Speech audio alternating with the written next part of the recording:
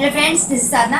Welcome to our channel mission possible. आशा है आप सब स्वस्थ होंगे, मस्त होंगे, जबरदस्त होंगे और आपकी प्रिपरेशन अच्छी तरीके से चल रही होगी। तो हमने सीडीपी कंप्लीट कर ली है, ईवीएस कंप्लीट कर ली है और अब हमारी हिंदी पेडागोजी चल रहा है डिटेल डिस्कशन, जिसमें अब तक हमने 2 क्लासेस कर ली हैं। हमारी तीसरी क्लास है शिक्षण सिद्धांत एवं सूत्र, यानी भाषा शिक्षण के जो सिद्धांत हैं उनके बारे में हम लोग जानकारी प्राप्त करेंगे और क्या क्या सूत्र हैं जो प्रचलित हैं इसके लिए, बच्चों को सीखने के लिए जो महत्वपूर्ण होते हैं और जो मानित हैं, स्टैंडर्डाइज हैं, है ना, उनके बारे में हम लोग जानकारी प्राप्त करेंगे। तो चलिए सबसे पहले हम लोग जानते हैं शिक्षण क्या होता है ना। सिद्धांत, शिक्षण सिद्धांत और सूत्र जानने से पहले हम लोग जानेंगे कि शिक्षण होता क्या है। शिक्षण यानी कि जिसको इंग्लिश में कहते हैं टीचिंग,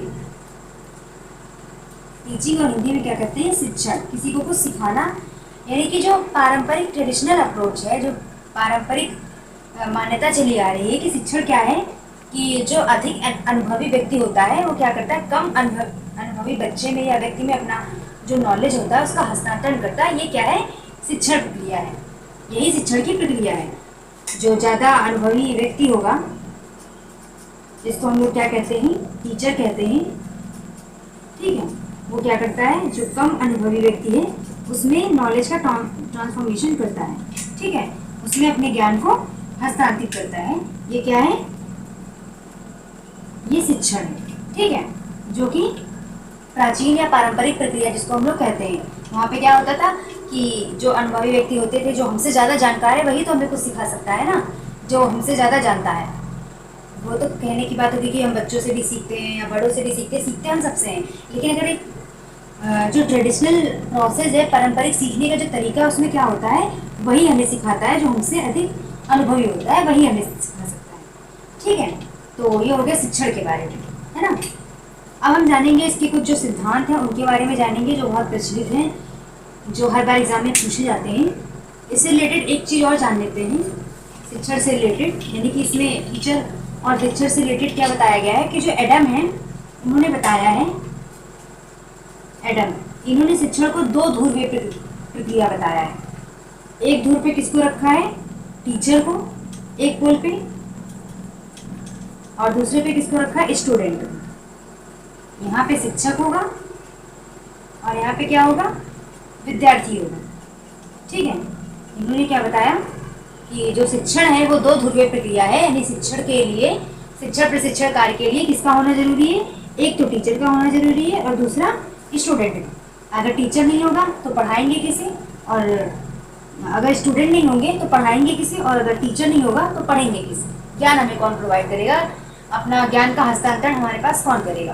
तो यहाँ पे क्या है, टीचर और स्टूडेंट दोनों ही इंपॉर्टेंट है, इन्होंने 2 ध्रुव बताए हैं मुख्यतः, ठीक है।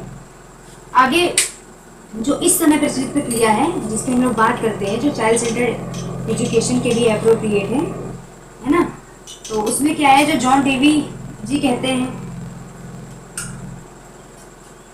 जॉन डेवी जो प्रयोजनवाद के पिता माने जाते हैं, जनक, ठीक है। हर इससे डायरेक्ट क्वेश्चन पूछ लेता है, इसको आप याद रखिएगा, ठीक है। किसकी बात करते हैं, ये चाइल्ड सेंटर जो एजुकेशन है उसकी बात करते हैं, ठीक है। इन्होंने क्या बताया है, जो शिक्षण है ये 3 ध्रुवीय प्रक्रिया है, ठीक है। कैसे बताया इन्होंने, 3 ध्रुवीय, चलिए इसको जान लेते हैं, थोड़ा सा स्पेस बना लेते हैं। तो जो जॉन डीवी हैं, जॉन डीवी, ठीक है, प्रयोजनवाद का इनको पिता कहते हैं। इन्होंने क्या बताया है, जो शिक्षण है ये 3 ध्रुवीय प्रक्रिया है, ठीक है। चाइल्ड सेंटर एजुकेशन में भी हमने ये सब पढ़ चुके हैं, ठीक है, लेकिन पेडागोजी में सब सेम चीज़ें, इसीलिए सारे सब्जेक्ट की पेडागोजी एक दूसरे से कोरिलेट करती है, इसलिए आपको पढ़ना ज़रूरी है, ठीक है। तो जॉन डीवी क्या है, इन्होंने बताया है किसके बारे में, शिक्षा क्या है, त्रिध्रुवीय है, त्रिध्रुवीय प्रक्रिया है, ठीक है।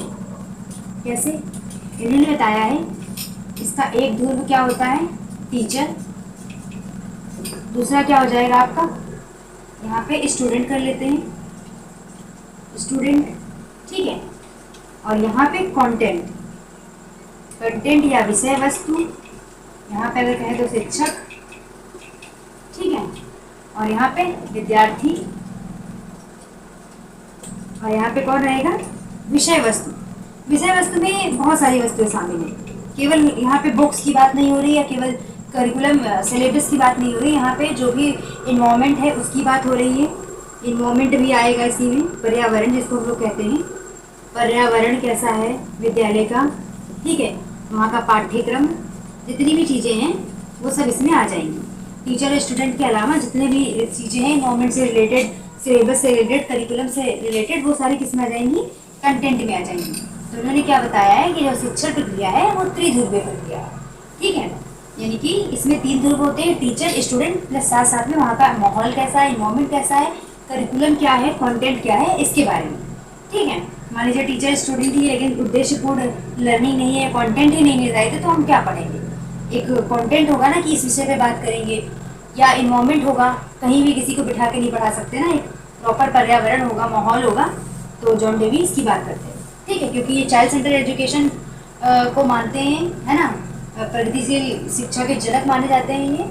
और इन्होंने चाइल्ड सेंटर एजुकेशन की बात की, ये आप बिल्कुल याद रखिए, ठीक है, कि बच्चे स्वयं खोज करके अन्वेषण करके सीखते हैं, उन्हें मौका मिलना चाहिए। जब मौका मिलेगा, माहौल मिलेगा, तभी कर पाएंगे। ये तीसरी चीज़ इन्होंने इंपॉर्टेंट बताई, ठीक है।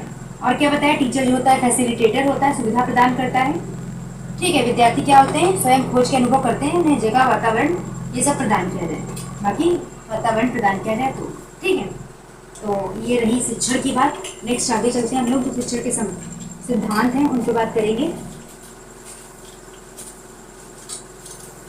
होपफुली यहाँ तक समझ में आया होगा, सब समझ लीजिए, आपका रिवीजन हो रहा है, क्योंकि कुछ चैप्टर ऐसे हैं जो हर जगह सेम है।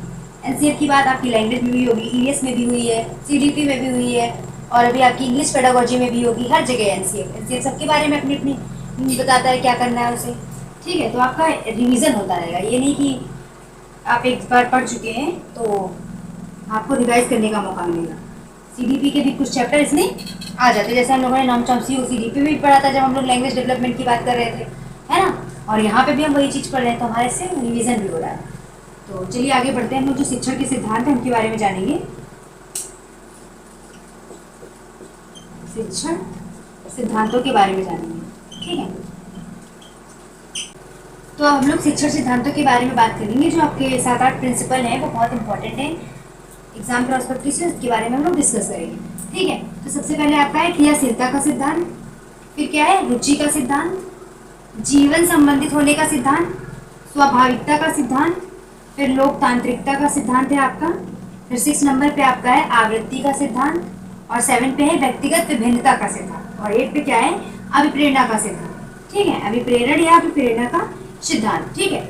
इनको 1 बाय 1 हम डिस्कस करेंगे। जैसे क्रियाशीलता से आपको पता चल रहा होगा कि यहाँ पे क्या होगा, जो बच्चा है वो क्रियाशील रहेगा। इस सिद्धांत में क्या करेंगे, हम बच्चे को सक्रिय रूप से सीखने का मौका देंगे, बच्चा लर्निंग बाय डूइंग होगी, ठीक है।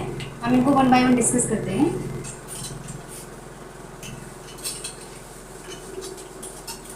तो सबसे पहले हमारा क्या है, क्रियाशीलता का सिद्धांत, ठीक है। इसमें क्या होगा, जो बच्चा होगा सक्रिय रहेगा, शिक्षक उसको क्या करेंगे, अन्वेषण करने का, खोज करने का मौका देंगे, ठीक है।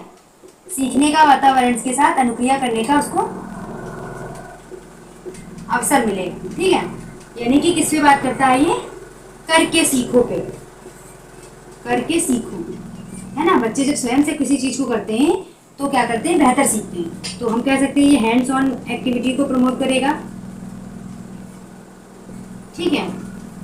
और किसको प्रमोट करेगा, ये लर्निंग बाय डूइंग, सेम चीज है, लर्निंग बाय डूइंग, यानी कि करके सीखने पे जोर देगा, ठीक है। यानी कि बच्चा क्या करेगा, स्वयं जब करके सीखेगा तो वो उसके दिमाग में चीज़ें अच्छे से स्टोर हो पाएंगी। अभी कोई एक्सपेरिमेंट है या कुछ है, कोई काम है, तो हम लोग क्या करते हैं, जब स्वयं से करके सीखते हैं तो बेहतर सीखते हैं, ठीक है। हमें वो चीज़ें ज़्यादा समय तक हमारे माइंड में रिटेन रहती हैं, ठीक है, धारित कर पाते हैं हम ज़्यादा चीज़ों को लंबे समय तक। तो क्रियाशीलता का सिद्धांत इसलिए इम्पोर्टेंट है क्योंकि ये बच्चों को अन्वेषक बनाता है, खोजी बनाता है, उन्हें खाली नहीं समझता है ना, कि यहाँ से खाली है, ये नहीं समझता। ये समझता है कि बच्चों को हम वातावरण, सामग्री, वस्तु, स्थिति, पाठ्यक्रम, है ना, हर चीज़ अगर हम बच्चों को प्रोवाइड करेंगे, सुविधाएं देंगे, तो बच्चे क्या करेंगे, उससे अनुक्रिया करके सीखेंगे, ठीक है। तो ये आपका हो गया क्रियाशीलता का सिद्धांत। नेक्स्ट है हमारा क्या, रुचि का सिद्धांत, है ना। रुचि मीन्स इंटरेस्ट, ठीक है, रुचि कोई लड़की नहीं, रुचि मीन्स इंटरेस्ट, यानी कि आप उसमें बच्चे को हमें क्या करना है, पहले लिख लेते हैं। क्या है हमारा नंबर 2 पे, रुचि का सिद्धांत। रुचि का सिद्धांत, ठीक है। तो इसमें क्या है, इंटरेस्ट, यानी कि टीचर को क्या करना है, बच्चों को जो भी चीज पढ़ा रहा है उसको रोचक बनाना है ना। जब इसको रोचक बनाएगा तो बच्चा उसके प्रति क्या करेगा, आकर्षित होगा और उसको सीखने का प्रयास करेगा। उसे लगेगा हाँ ये कुछ नया हो रहा है और मुझे ये सीखना चाहिए, है ना। बच्चे को उसमें इंटरेस्ट होगा, है ना, उसमें उसकी रुचि बढ़ेगी, उसमें जाने की उसकी इच्छा बढ़ेगी, ठीक है। तो टीचर को क्या करना है, यहाँ पे विषय को बच्चों की आवश्यकता अनुसार, स्तर अनुसार, रुचि अनुसार तैयार करना है। जिससे बच्चे क्या हो, रोचक ढंग से विषय को सीखें, बोर ना हो और अच्छे से मतलब मन से सीखें। जब किसी कार्य को मन से सीखते हैं तो हमारे दिमाग में ज़्यादा देर तक रहता है और उसमें हम आगे जाने के लिए प्रयास करते हैं कि हाँ ये मेरी पसंद का काम है, इसको मैं और आगे कंटिन्यू करूँगा, ठीक है। तो रुचि का सिद्धांत का मतलब यही है कि शिक्षक जो भी पढ़ा रहा है उसमें बच्चों की रुचि का निर्माण करे, है ना, ताकि बच्चे उस विषय को सीखने के लिए उत्साहित हो और क्या करें, आनंदित हो और उसे अच्छे से अपने रुचि पूर्वक ढंग से सीख सकें। तो रुचि के सिद्धांत की बात हम लोगों ने कर ली। नेक्स्ट है हमारा अभिप्रेरणा का सिद्धांत। क्या है, अभिप्रेरणा का सिद्धांत। अभिप्रेरणा means motivation, principle of motivation, ठीक है। अभिप्रेरणा का सिद्धांत ये किसकी बात करेगा, जो भी हम कार्य करा रहे हैं हमें उसको कंटिन्यू रखने के लिए क्या करना पड़ता है, बच्चों को मोटिवेशन प्रोवाइड करते रहना पड़ता है, उनको अभिप्रेरित करते रहना पड़ता है ना। उन्होंने कोई अच्छा काम किया तो हमने तारीफ कर दी, पुनर्बलन दे दिया उनको, ये रिइंफोर्समेंट हो गया। लेकिन क्या किया, हमको समय समय पर उनकी जो शक्तियाँ हैं वो सुसुप्त अवस्था में ना चली जाए, उनको जागृत करते रहना पड़ता है ना। यानी कि हमें उनको उत्साहित करने के लिए अभिप्रेरणा, मोटिवेशन प्रोवाइड करानी पड़ती है। मोटिवेशन क्या करती है, लक्ष्य को दिशा देती है, ठीक है, दिशा देती है। और क्या करता है, ये हमारे लक्ष्य को प्राप्त करने के लिए जो हमारी ऊर्जा होती है उसको बनाए रखता है, उसको कम नहीं होने देता है, ठीक है। मान लीजिए आज हम ज़्यादा जोश में थे, आज हमने ज़्यादा काम किया, लेकिन दूसरे दिन हमें कोई मोटिवेशन नहीं मिला, कुछ नहीं मिला, तो हमने क्या किया, अपनी रफ्तार धीमी कर दी। तो मोटिवेशन क्या करेगा, यहाँ पे आपकी रफ्तार, आपकी ऊर्जा को बनाए रखने का काम करता है। तो टीचर को क्या करना है, समय समय पर बच्चों को अभिप्रेरित करना है, मोटिवेट करते रहना है, जिससे बच्चे क्या हों, निरंतरता बनी रहे, उनकी कंसिस्टेंसी बनी रहे, है ना, जो भी कार्य वो कर रहे हैं उसे सीखने के लिए। क्योंकि अगर हम कंसिस्टेंस नहीं होंगे तो फिर मुश्किल हो जाएगी, है ना। तो ये अभिप्रेरणा का सिद्धांत है, ठीक है। अब जैसे आप ही हैं, आपने एक दिन क्लास कर ली, फिर एक हफ्ते तक क्लास नहीं की, तो ये कंसिस्टेंसी बिगड़ जाएगी, है ना। तो फिर क्या होगा, मन नहीं करेगा देखने का, या फिर चीज़ें उतनी समझ में नहीं आएंगी, बहुत सारा गैप हो जाएगा, छूट जाएगा, तो ठीक है। तो ये अभिप्रेरणा का सिद्धांत है। नेक्स्ट हम लोग चलते हैं जीवन से जोड़ने का सिद्धांत, ठीक है। क्या है, जीवन से जोड़ने का सिद्धांत।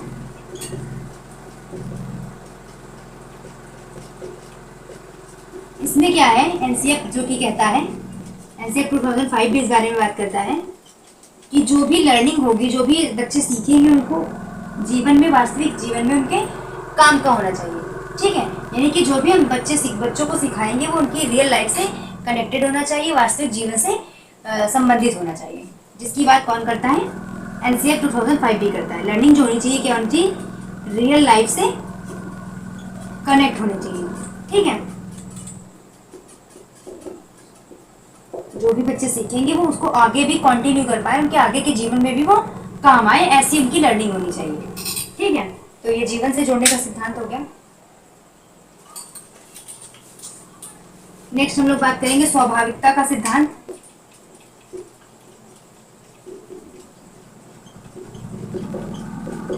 यानी कि प्रिंसिपल ऑफ नेचुरलिटी, ठीक है। यानी कि जो भाषा कौशल होते हैं वो नेचुरल वे में सीखे जाते हैं, जैसे कि LSRW, जिसको हिंदी में हम लोगों ने बनाया था सुबोपाली, है ना।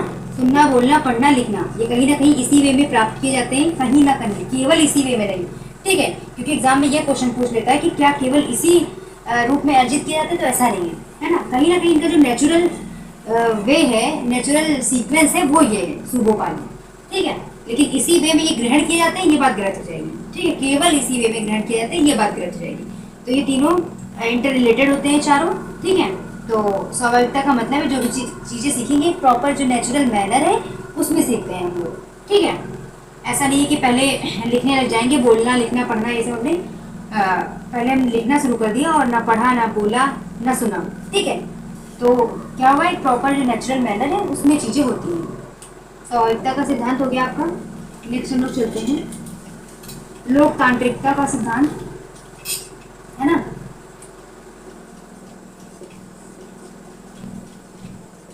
लोकतांत्रिकता का सिद्धांत, इसमें क्या होगा कि जो क्लास का माहौल है वो डेमोक्रेटिक होना चाहिए, यानी कि लोग प्रजातांत्रिक होना चाहिए, जिससे बच्चे क्या करें, अपनी बात को टीचर के सामने पेश कर सकें बिना झिझके बिना हिचकिचाए। ठीक है, और क्लास में क्या होना चाहिए, बच्चों को अपनी सभी बच्चों को अपनी बात कहने का रखने का अवसर होना चाहिए। उनके जो भी क्वेरीज हैं, जो भी क्या कह सकते हैं, उनके जो भी दुविधाएं हैं वो सब शिक्षक के सामने वो ईजिली रख सके बिना किसी हिचकिचाहट, है ना। ऐसा क्लास में माहौल होना चाहिए। ऐसा नहीं कि किसी फ्रंट सीट वाले बच्चों ने पूछ लिया और लास्ट वाले ने पूछा तो हमने कहा तू बैठ जा, तुझे तो पता है, सवाल पूछ रहा है, ऐसे तो बता नहीं पता, मैं पूछती हूँ तो, और ऐसे मुझसे पूछ रहा है सवाल, मुझसे पूछेगा। तो इन सब शब्दों का इस्तेमाल नहीं करना है। हमें क्या करना है, सभी बच्चों को स्वीकार करना है, चाहे वो डिफरेंटली एबल्ड हो, नॉर्मली एबल्ड हो, या किसी भी जाति धर्म कल्चर से हो, हमें सबको स्वीकार्यता देनी है और एक टीचर की तरह सबको क्या करना है, इक्विटी और इक्वालिटी देते हुए उनको एजुकेशन प्रोवाइड करनी है। ठीक है, तो लोकतांत्रिकता के सिद्धांत यही बात करता है कि सभी बच्चों को एक्सेप्ट करना चाहिए, टीचर को, स्कूल को, विद्यालय को, और क्या करना चाहिए, उनकी बात सुनने का, उनकी बात रखने का उनको अवसर देना चाहिए, उनकी बात सुननी चाहिए, और जिस वे में वो सीखे उस वे में उनको शिक्षा प्रोवाइड करानी चाहिए, जो कि इंक्लूसिव एजुकेशन बात करता है। चाइल्ड सेंटर एजुकेशन भी सेम बात करता है कि बच्चों के अकॉर्डिंग शिक्षा हो, ना कि शिक्षा के अकॉर्डिंग बच्चे। ठीक है, कहने का मतलब है सिस्टम बच्चों के अनुसार हो, ठीक है, सिस्टम के अनुसार बच्चे हैं। तो ये लोकतांत्रिकता का सिद्धांत हो गया। नेक्स्ट है आपका आवृत्ति का सिद्धांत।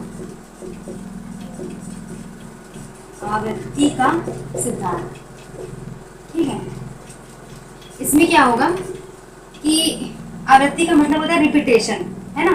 किसी भी चीज को समय समय पे क्या कराना, रिपीट कराते रहना, जिससे क्या हो, बच्चों की वो बनी रहे, है ना, बच्चों के दिमाग में बनी रहे, उसका अभ्यास कराना है यहाँ पे।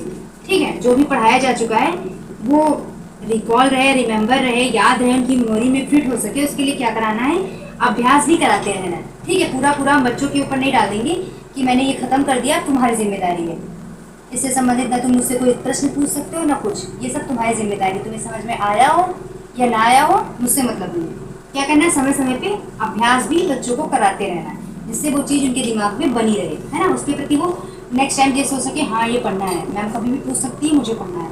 ठीक है, तो आवृत्ति का सिद्धांत क्या करता है, अभ्यास कराता है, मतलब कि बताता है कि प्रैक्टिस कितनी ज़रूरी है लर्निंग को बनाए रखने के लिए, इसके बारे में बात करता है।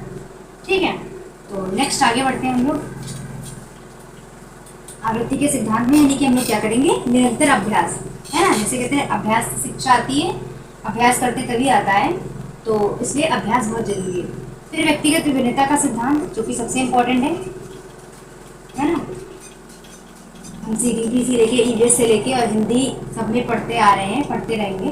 व्यक्तिगत विभिन्नता का सिद्धांत यानी जितने भी इंडिविजुअल डिफरेंसेस हैं, रूप रंग आकार जाति धर्म भेद, है ना, उनके आधार पे शारीरिक मानसिक क्षमता अक्षमता, इन सब के आधार पे जो भी डिफरेंसेस हैं उन सभी को हमें स्वीकार करना है और उनके हिसाब से क्या करना है, समायोजन करना है, पाठ्य सामग्री में भी, वातावरण में भी।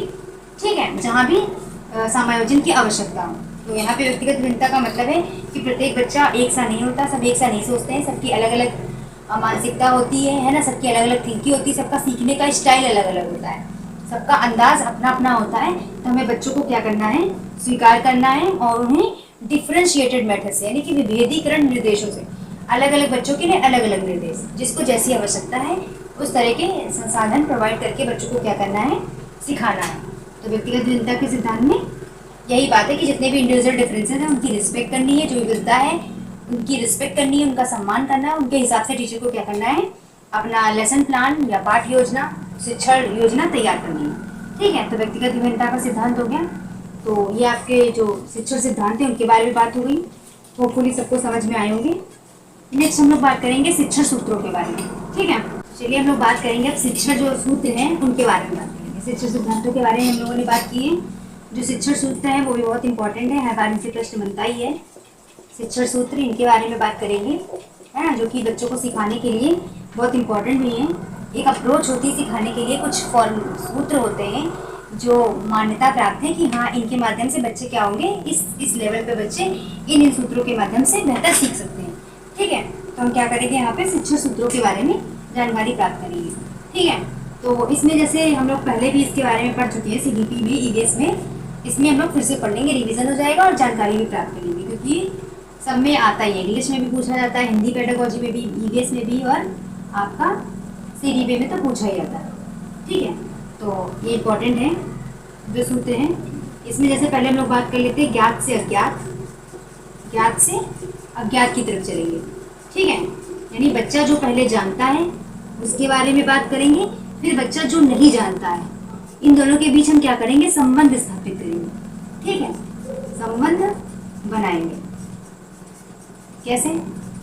जैसे मान लीजिए बच्चा बिल्ली के बारे में जान रहा है, ठीक है, कि बिल्ली के 4 पैर होते हैं, 2 कान होते हैं, और बिल्ली की जो वेशभूषा है उसके बारे में वो जान रहा है। ठीक है, फिर उसी के हिसाब से हम क्या कर सकते हैं, उसको कनेक्ट करके जो दूसरा कोई जानवर है ऐसा ही 4 पैर का दिखता हो, है ना, उससे बड़ा हो, मान लीजिए डॉग को ले लेते हैं, है ना, कुत्ते को ले लेते हैं, उसके बारे में बताएंगे कि उससे थोड़ा डिफरेंट होता है, इसमें भी ये समानताएं, ये सिमिलरिटीज़ हैं, पर यहाँ पे ये इससे अलग है।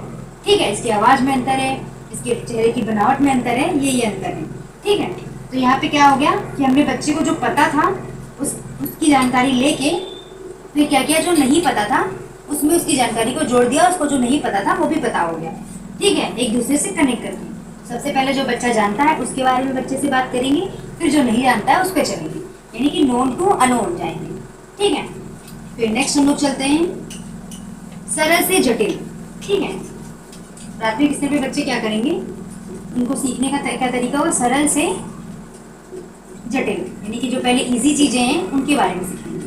ठीक है, मान लीजिए पहले बच्चों को नंबर्स का कॉन्सेप्ट सिखाएंगे, गिनतियाँ सिखाएंगे, या फिर पहले इसको जोड़ना सिखा देंगे, है ना। तो पहले क्या करेंगे, गिनतियाँ सिखाएंगे जो सरल है, जब नंबर्स पता रहेंगे तो जोड़ना घटाना उसके बाद शुरू होगा। ठीक है, पहाड़ा या फिर तो सरल से जटिल की तरफ चलेंगे। ठीक है, पहले जो इजी है फिर धीरे धीरे लेवल अप होता जाएगा, है ना। तो यहाँ पे जो सरल से जटिल की ओर चलेंगे। नेक्स्ट हम लोग चलेंगे, नेक्स्ट जो इसका सूत्र है उसके बारे में क्या है, यहाँ पे हम लोग पूर्ण से अंश की ओर चलेंगे। ठीक है, अंश की ओर चलेंगे। ठीक है, जिसको हम लोग कहते हैं होल टू पार्ट। पहले पूरे जो भी चीज़ है उसके बारे में पूरी जानकारी लेंगे पूरे बेस पे, जैसे EVS में भी इसीलिए क्या किया गया है, उसको इंटीग्रेटेड फॉर्म में किया गया है कि बच्चे किसी भी चीज़ को अलग अलग नहीं देखते हैं जब प्राथमिक स्तर पे होते हैं। ठीक है, एक ही में देखते हैं। पेट देख के ये नहीं कहेंगे ये साइंस का पार्ट है, या मून देख के ये नहीं कहेंगे ये साइंस का पार्ट है। ठीक है, या फिर पेट देख के ये नहीं कहेंगे कि ये बायो का पार्ट है, एनिमल्स को देख के नहीं कहेंगे कि ये बायोलॉजी का पार्ट है। ठीक है, तो उनको समय क्या होता है, सभी वातावरण को वो समग्र रूप में देखते हैं, इसलिए हम क्या करते हैं, उन्हें पहले पूर्ण की तरफ लेते हैं, फिर धीरे धीरे हम डिवीज़न स्टार्ट करते हैं। फिर जैसे जैसे बच्चा अपर क्लासेस में जाता जाता है, सब्जेक्ट क्या होते हैं अलग अलग होना शुरू हो जाते हैं। तो यहाँ पे क्या करेंगे, हम लोग पूर्ण से अंश की ओर चलेंगे। ठीक है, यानी कि होल टू पार्ट चलेंगे जब बच्चा प्राथमिक स्तर पे होगा तब। ठीक है, विशिष्ट से सामान्य की ओर, विशिष्ट से सामान्य की ओर, यानी कि बच्चे को पहले किसी स्पेसिफिक चीज़ के बारे में बताएंगे, फिर धीरे धीरे बताएंगे कि ये चीज़ें यहाँ यहाँ हो सकती हैं। ठीक है, सामान्यता ये इनका क्या स्तर है। जैसे बच्चे को मान लीजिए हम संज्ञा पढ़ा रहे हैं, तो हमने क्या कहा, तुम्हारा नाम क्या है, उसने बताया मीनू, गीतू, जो भी बताया उसने।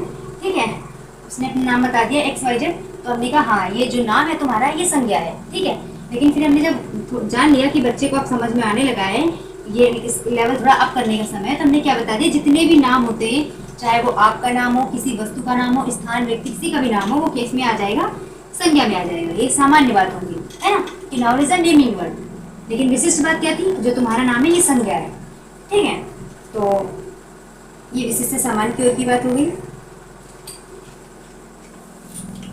इसी में क्या आता है का आगमन विधि और निगमन विधि। ठीक है, आगमन और निगमन। आगमन में क्या होता है, आपका उदाहरण से नियम की तरफ चलते हैं हम लोग, उदाहरण से नियम, और यहाँ पे नियम से उदाहरण, ठीक है, नियम से उदाहरण की तरफ चलते हैं, ठीक है। तो आगमन विधि में क्या होता है कि बच्चों को सबसे पहले किसी भी चीज़ से रिलेटेड हम लोग एग्जाम्पल देते हैं। जैसे हम लोगों ने वही एग्जाम्पल ले लेते हैं फिर से संज्ञा वाला, कि क्लास में आया, बच्चों को खड़ा करके पूछने लगे अपना नाम बताओ, अपना नाम बताओ, सबका 1 बाय 1 करके हम लोगों ने नाम पूछ लिया और अपना नाम भी बता दिया। फिर बाद में हमने क्या किया कि ये क्या होता है, जितने भी नाम है ये सब क्या है, संज्ञा है। तो पहले हमने किसका यूज़ किया, एग्जाम्पल का, फिर हमने नियम बता दिया कि जितने भी वो होते हैं, नाम होते हैं, वो संज्ञा होती है। या फिर एक और एग्जाम्पल ले लेते हैं इसमें। जैसे हमने बच्चे को एक आयत बना के दे दिया और बताया कि इसका परिमाप फाइंड करो, ठीक है, उसकी भुजाएं बता दी और कहा इसका परिमाप देखो, बच्चों ने जोड़ के बता दिया। तो हमने क्या किया, बाद में इनको सूत्र बता दिया, है ना, कि ये इसका सूत्र होता है। तो यहाँ पे क्या, पहले बच्चों ने एग्जाम्पल से इसको सॉल्व किया, फिर सूत्र से सॉल्व किया। लेकिन निगमन विधि में क्या होता है, ठीक आगमन का उल्टा होता है, ऑपोजिट होता है। उसमें क्या होता है, पहले हम लोग नियम बता देते हैं, उसके बाद में क्या बता देते हैं हम लोग, नियम के बाद आपका उदाहरण दे देते हैं, ठीक है। जैसे हमने वही सेम आयत वाला एग्जाम्पल, जैसे आय या फिर संज्ञा, noun is a naming word, बता दिया। अब जितने भी नाम है वो क्या है, सब नाउन है, चाहे तुम्हारा नाम हो, चाहे तुम्हारे दोस्त का नाम हो, किसी का भी नाम हो, वो सब नाउन में आ जाएगा। या फिर बता दिया जैसे आयत है, इसका जो परिमाप निकालना हो अगर, तो इसका फॉर्मूला 2l+b हो जाएगा, है ना। और अगर इसका क्षेत्रफल निकालना हो तो क्या हो जाएगा, l×b हो जाएगा, ठीक है।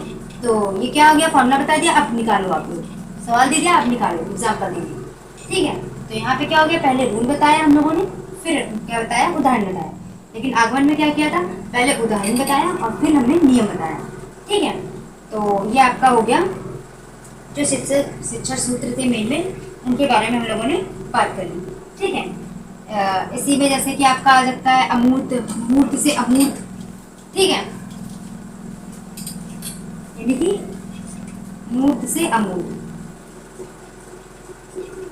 अच्छा, जब बचपन में होता है तो जो देखता है उसकी क्या होती है, पढ़ाई हम लोगों ने पढ़ा था सीडीपी में कि जो उसकी कॉन्क्रीट इंटेलिजेंस होती है, यानी कि बच्चा जो सीखता है देख के सीखता है, वस्तुओं को देख के जितना सीखता है वही सोचता भी है, जो देखता है वही सोचता है। लेकिन धीरे धीरे क्या होता है, उसकी ऑब्स्ट्रैक्ट थिंकिंग होने लगती है। तो यहाँ पे क्या करेंगे, सबसे पहले चीज़ों को दिखाकर सिखाएंगे, फिर धीरे धीरे वही चीज़ें अदृश्य रूप में भी सिखाएंगे, यानी कि अमूर्त रूप में। पहले वो किसमें, मूर्त में सीखेंगे और फिर वो अमूर्त रूप में सीखेंगे। इसको हम लोग कहते हैं प्रत्यक्ष से अप्रत्यक्ष की तरफ, ठीक है। इस तरह से हम लोग बात कर सकते हैं। जो शिक्षण सूत्र हैं ये बहुत इंपॉर्टेंट है, हर बार इनसे प्रश्न बनता ही है एग्ज़ाम में, ठीक है। तो बहुत इंपॉर्टेंट है ये सेशन आपके लिए, जितने भी हो रहे हैं। सीडीपी की क्लासेस हो गई, आपकी ईवीएससी कंप्लीट हो गई है, आपका हिंदी चल रहा है जो 1-2 दिन में, 1-2 क्लासेस में और होगी, फिर ये कंप्लीट हो जाएगा, ठीक है। उसके बाद इंग्लिश पेडागोजी स्टार्ट कर देंगे हम लोग। तो आप लोग मिशन पॉसिबल के साथ जुड़े रहिए, तैयारी करते रहिए। ऑल द वेरी बेस्ट, मिलते हैं नेक्स्ट सेशन में। विश्वास साधना।